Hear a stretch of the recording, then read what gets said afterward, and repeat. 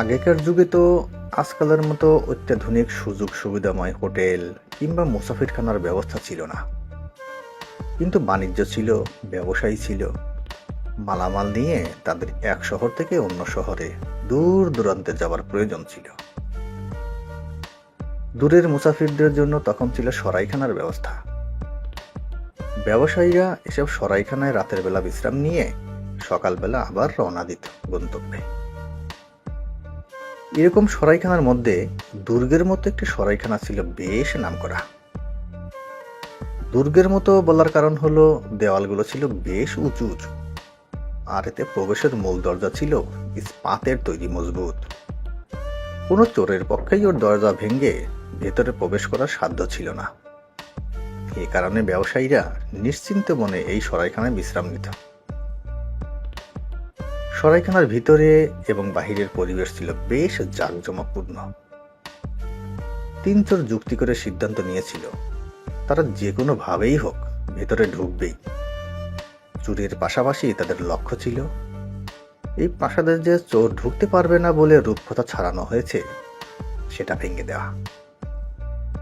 তিন চোর বহু চিন্তা ভাবনা করে অবশেষে সিদ্ধান্ত নিল মাটির অনেক নিচ দিয়ে একটা টানেল বানাবে, যে টানেল সরাইখানার প্রতিরক্ষা প্রাচীরের নিচ দিয়ে ভেতরে গিয়ে শেষ হবে। প্রয়োজনীয় হাতিয়ার যন্ত্রপাতি নিয়ে তারা টানেল খুঁড়তে শুরু করে দিল। অনেক দিন পর তারা টানেলের কাজ শেষ করলো সরাইখানার ভেতরে একটি কূপের মাঝখানে এসে। এরপর কোনো এক অন্ধকার রাতে চোরেরা নীরবে নিঃশব্দে টানেলের ভেতর দিয়ে এসে সরাইখানায় ঢুকে পড়ল এবং ব্যবসায়ীদের মালামাল সব চুরি করে টানেলের ভেতর দিয়ে আবার চলে গেল। সকাল হতে না হতেই সরাইখানায় চুরির খবর বিদ্যুতের মতো ছড়িয়ে পড়ল। খবরটি শুনে গভর্নর দেরি না করে ঘোড়ায় চড়ে সরাইখানায় পৌঁছে গেল। তার বিশ্বাসই হচ্ছিল না এত মজবুত দেয়াল পেরিয়ে কিংবা লোহার দরজা ভেঙে চোর ঢুকতে পারে সরাইখানায়।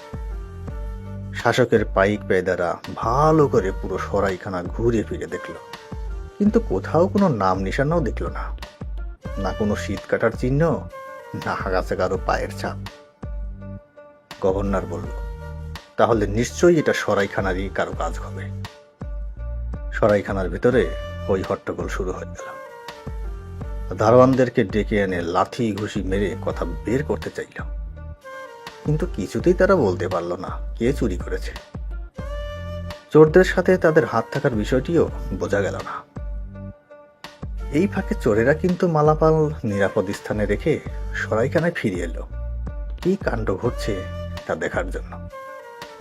এসেই তারা দেখলো দারোয়ানদের শাস্তি দেওয়া হচ্ছে। কষ্টে বেচারাদের চিৎকার আকাশ ছাড়ালো। চোরদের সর্দার দারোয়ানদের কষ্ট দেখে মনে মনে বলল, যারা কিছুই করেনি তাদের খামোখা এত শাস্তি দেওয়া আল্লাহ সইবে না। এই বলে একটু সামনে গিয়ে চিৎকার করে বলল, থামো। সাথে সাথে সবার দৃষ্টি গেল তার উপর। চোরের সর্দার আরেকটু এগিয়ে গিয়ে বলল, এদের সবাইকে ছেড়ে দাও, তারা নির্দোষ, আমি চুরি করেছি। গভর্নর তার দিকে তাকিয়ে বলল, তুই চুরি করেছিস কিভাবে? চোরের সর্দার বলল, আমি একটা টানেল তৈরি করেছি যার সংযোগ কূপের সাথে। সবাই কূপের কাছে চলে গেল। গভর্নর জিজ্ঞেস করল, যদি সত্যি বলে থাকিস তাহলে বল চুরি করা মালগুলো কোথায়? চোর বলল, কূপের ভেতরে, যে কেউ গিয়ে দেখে আসতে পারে। কিন্তু কেউ যেতে সাহস করল না। অবশেষে চোরের সর্দারের পরামর্শে তার কোমরে শক্ত দড়ি বেঁধে দেওয়া হলো এবং তাকেই পাঠানো হলো কূপের ভেতর। চোর তো টানেল পর্যন্ত পৌঁছে কোমরের দড়ি খুলে দড়ির মাথায় বড় একটা পাথর বেঁধে টানেলের পথ দিয়ে পালিয়ে গেল। তার সঙ্গীরাও আস্তে আস্তে পেছনে যেতে যেতে সরাইখানার সদর দরজা দিয়ে বেরিয়ে গেল। গভর্নর সহ সরাইখানার ব্যবসায়ী মুসাফিররা অনেক সময় পর্যন্ত অপেক্ষা করল, কিন্তু কূপের ভেতরে পানি জমানো চোরের কোনো খবরই হলো না। সবাই পরামর্শ করলো কি করা যায় কি করা যায়। অবশেষে গভর্নরের আদেশে ভয়ে কাঁপতে কাঁপতে একজন সিপাহি গেল কূপের ভেতর। সে টানেলের পথটি পেয়ে গেল এবং সেই পথ দিয়ে বেরিয়ে সরাইখানার মূল দরজায় এসে চিৎকার করে উঠল। চিৎকার শুনে সিপাহীকে দেখে সবাই বুঝে গেল চোর সত্যিই বলেছে। সরাইখানার সাথে বাইরে যাওয়ার জন্য একটা পথ আছে। গভর্নর তাড়াতাড়ি দারোয়ানদের ছেড়ে দেওয়ার নির্দেশ দিলেন। গভর্নর কি সব ভাবতে ভাবতে আনমনে কথা বলছিল। হঠাৎ এক ব্যবসায়ী মুসাফির, যার কিছু মাল চুরি হয়েছিল, চিৎকার করে বলল, আমি আমার মালামাল ওই সাহসী, ওই বীরচিত চোরকে দান করে দিলাম। আমার মালগুলো তার জন্য হালাল করে দিলাম। কেননা ওই চোর ছিল খুবই বুদ্ধিমান। এত কঠিন প্রতিরক্ষা ভেদ করে এরকম একটা নিরাপদ পথ আবিষ্কার করা চারটিখানি কথা নয়। তার চেয়ে বড় কথা হলো চোরটি সাহসী। সে নিজেকে নিশ্চিত বিপদে ফেলে নিরীহ দারোয়ানদের নির্যাতনের হাত থেকে মুক্তি দিয়েছে।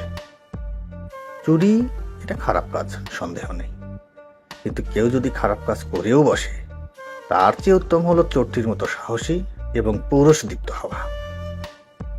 এই ঘটনার পর থেকে কেউ কোনো রকম খারাপ কাজ করার পরও যদি এই চোরের সর্দারের মতো সাহসিকতার পরিচয় দেয়, তার ব্যাপারে ওই চোরের প্রসঙ্গ টেনে বলে, চোর হলেও সাহসী হও।